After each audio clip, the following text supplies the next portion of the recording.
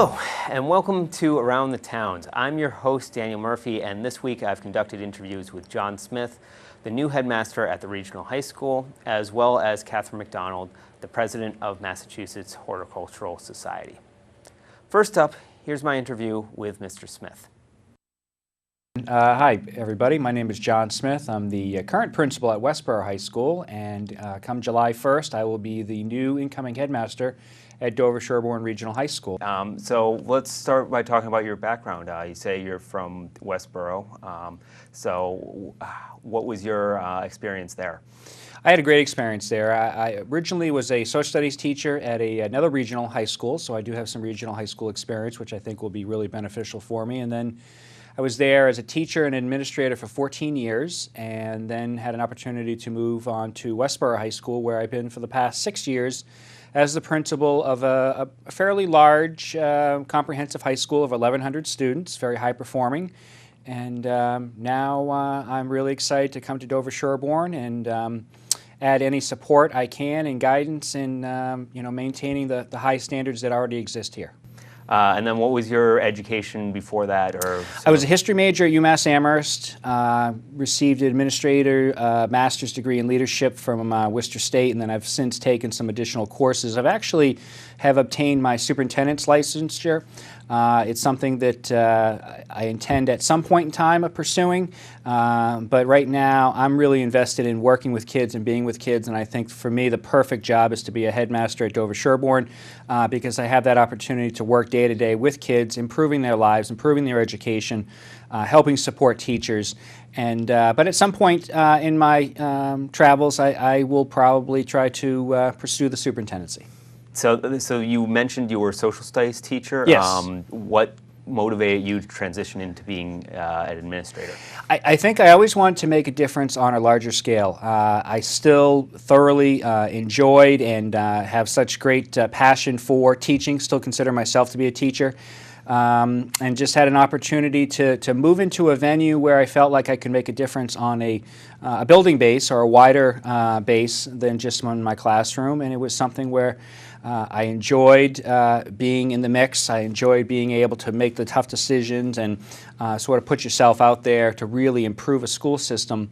And from there, I just was very fortunate to have a couple different opportunities, have some tremendous mentors who really helped assist and fine-tune some of my skill set, and here I am today. How much do you know about the selection process that came about discovering you? Yeah, I think it was a pretty intensive process. I thoroughly enjoyed it. I'm excited when I get the opportunity to talk about education and talk about helping kids and educating kids. I went through an initial screening, interviewed with probably about 15 to 20 people made up of community members, faculty, central office administration, school committee members, students. And then I had a full day opportunity to come back to Dover-Sherborn and really meet with everybody, faculty, support staff, central office administration, school committee. There was a parent forum.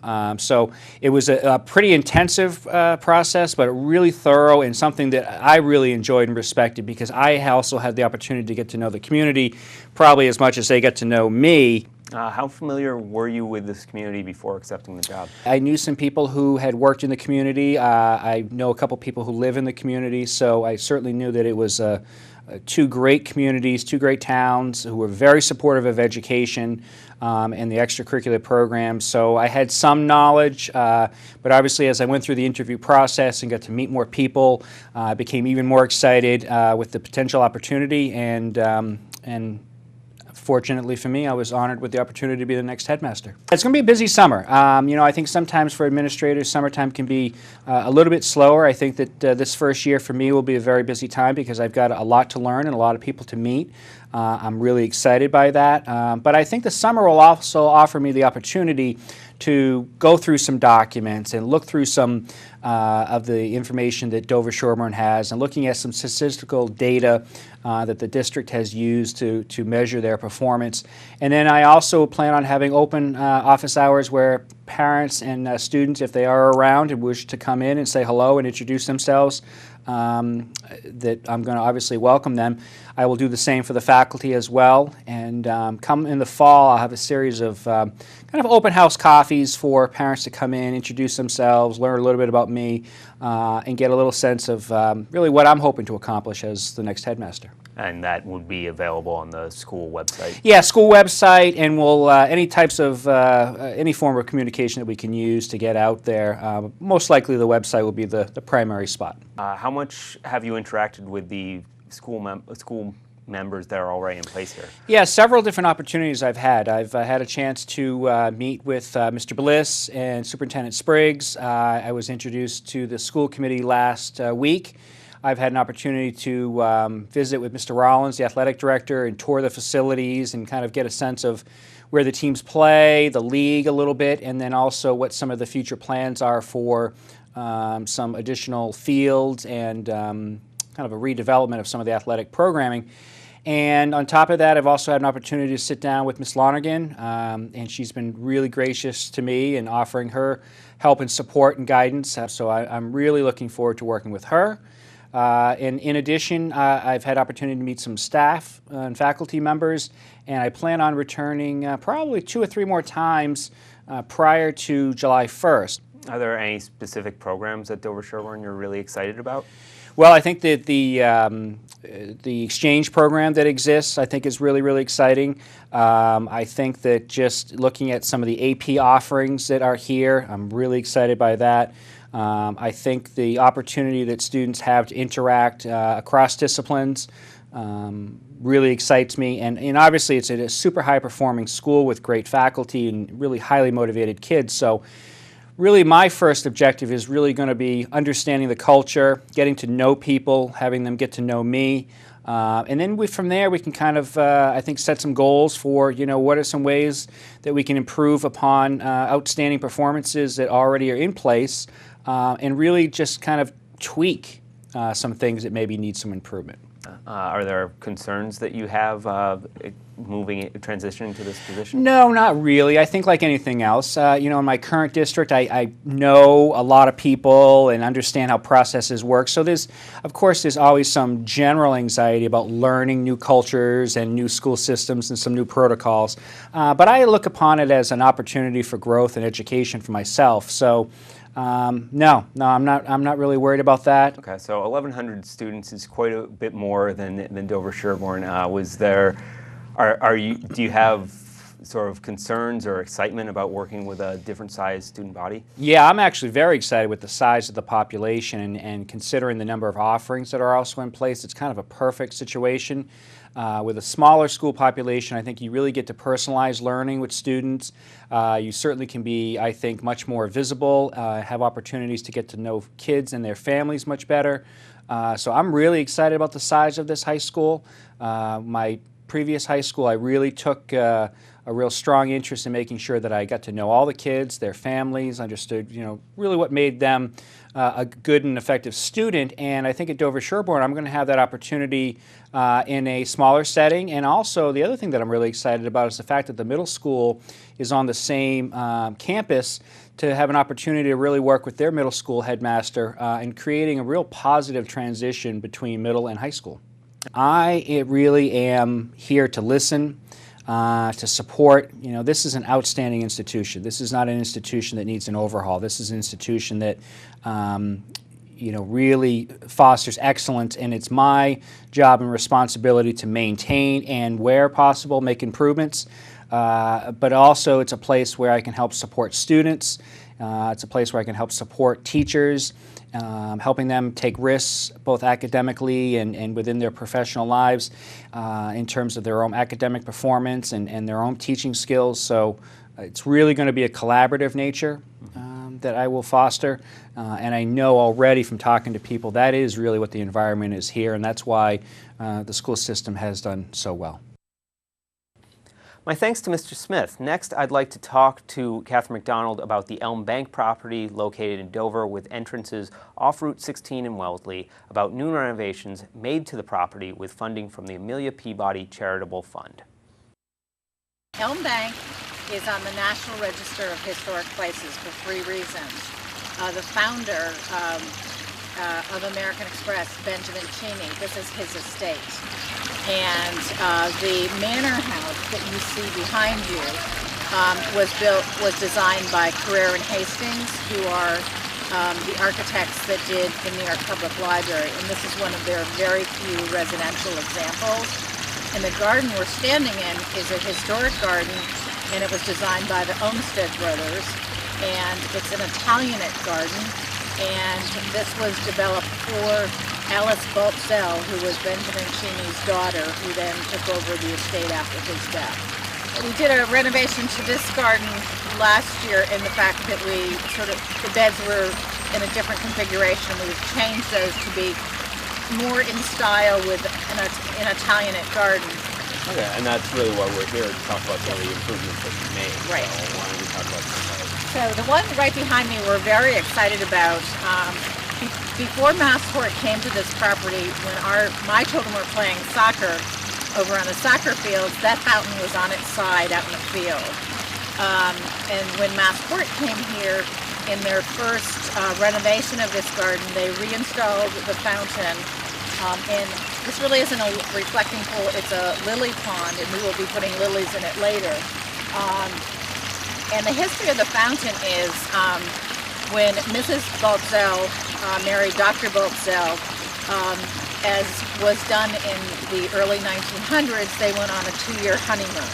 And what they did on their honeymoon was they kept sending artifacts back that they were buying.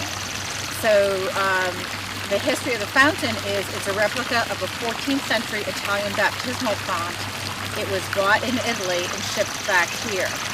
And when I got here 2 years ago, the fountain, as I said, had been placed maybe 11 years before in its current site, and it had started to have cracks from freezing, and it really wasn't working as a fountain.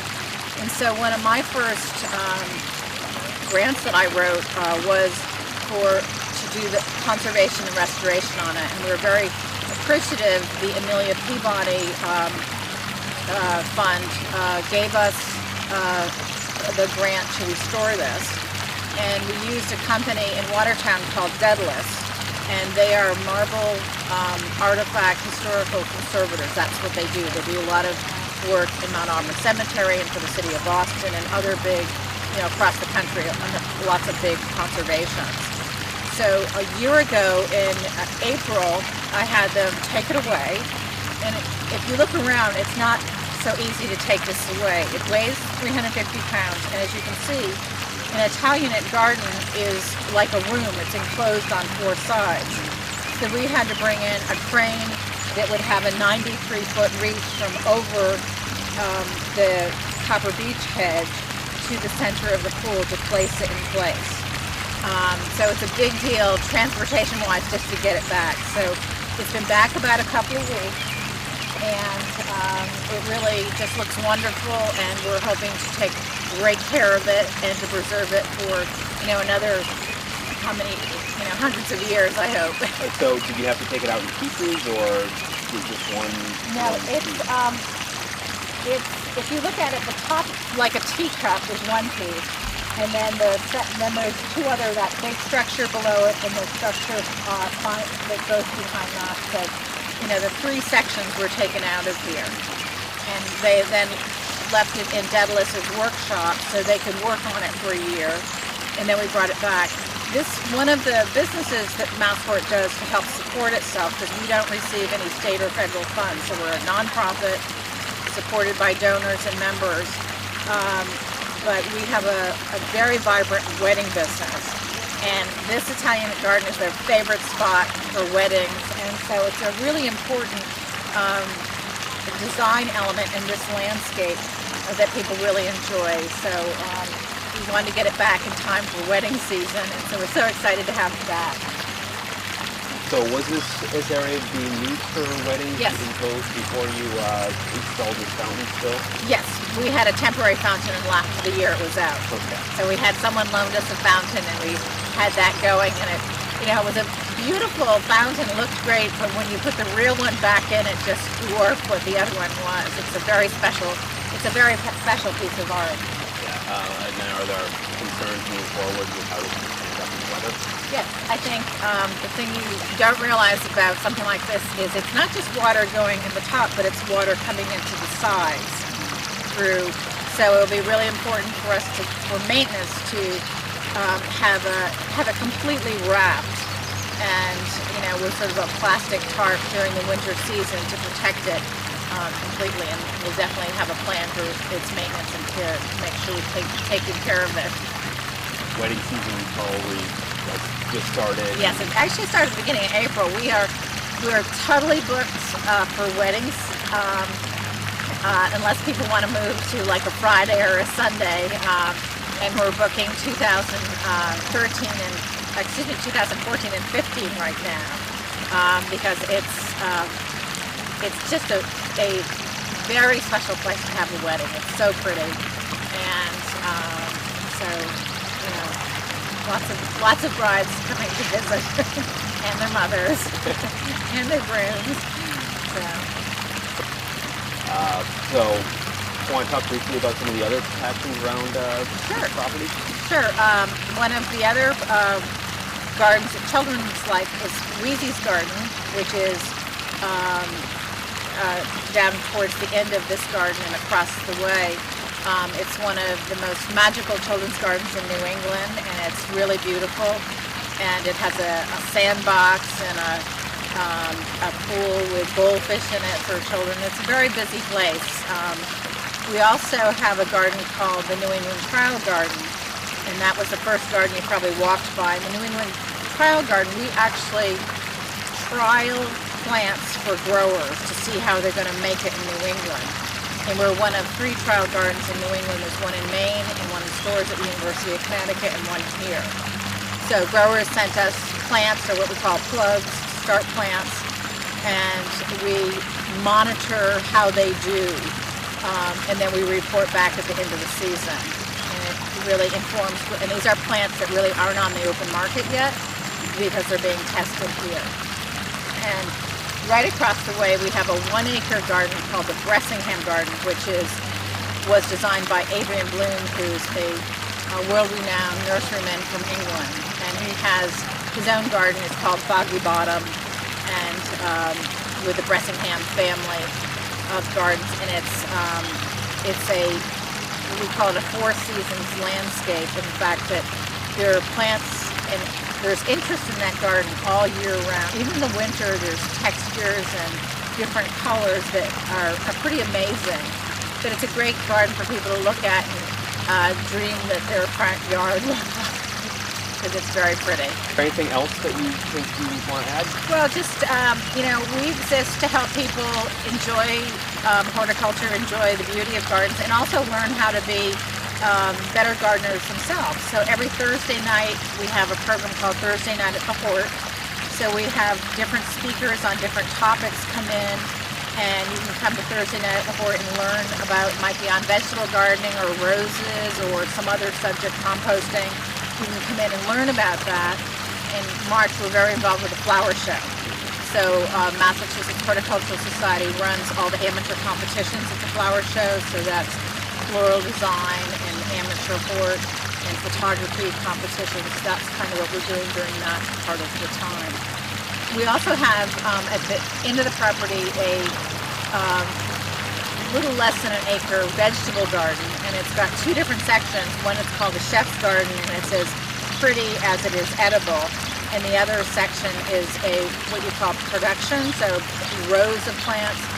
And everything that we harvest from there, we supply 2 food pantries with produce all summer and through the fall.